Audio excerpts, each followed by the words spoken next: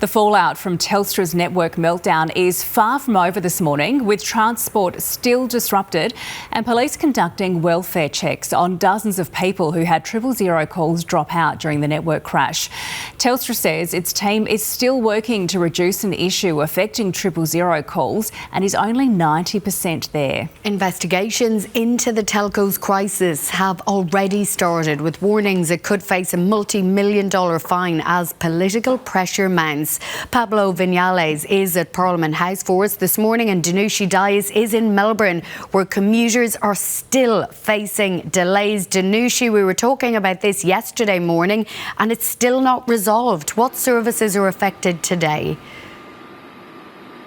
Yes, Catherine, still not resolved. Yesterday morning there was utter chaos when people came up and people were still learning that there was this outage.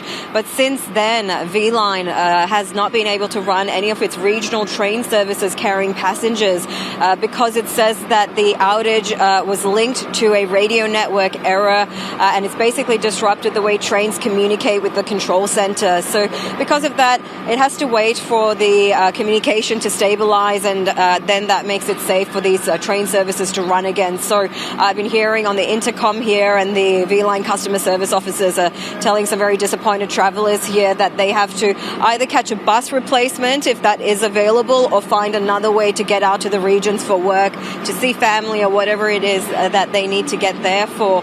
There were also issues with 000 calls. Telstra, about half an hour ago, as you mentioned, did say that it is working on getting things back to normal, and that about 90%, they're about 90% there. The error that people were getting with this 000 call is if you call the number, you get an error message on your phone, and then your phone tries to connect to a different mobile network. So the advice is for anyone trying to call emergency is to either wait for your phone to connect to that other service, or try and use another phone if possible to contact 000. Pablo, what more do we know about the timeline of this outage? Yeah, Catherine, good morning to you. Well, we are getting more details about that major outage that could have affected millions on Australia's largest mobile network. We've learned that the Office of Communications Minister Annika Wells was informed of this issue some 2.5 hours after Telstra first became aware. We know from what the telco said yesterday that it first identified an issue impacting some mobile and data services at about 4:30 in the morning, but it wasn't until 7 a.m. that the Office of Communications Minister Annika Wells was informed. Minister Wells was actually on leave at the time, but the message was passed on directly to her by her office, and she came back to work immediately to respond to that unfolding situation. Now, Ms. Wells says it is up to Telstra to explain to Australians what happened and how, and she says that a detailed timeline will be collated for Australia's 000 custodian, noting the lessons learned from that massive Optus outage last year.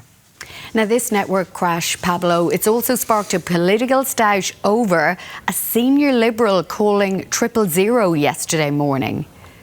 Yeah, that's right, as dozens of welfare checks were undertaken yesterday with the assistance of state police after the telco identified that some 000 calls were impacted. As this was unfolding, the Shadow Communications Minister, Sarah Henderson, said that she test called 000 a couple of times. Now, that has been criticised by Labor. The Emergency Management Minister, Christy McBain, said that it was absolutely outrageous to do this. She said that we teach our children not to prank call 000. So Labor quite critical of that by the Shadow Communications Minister.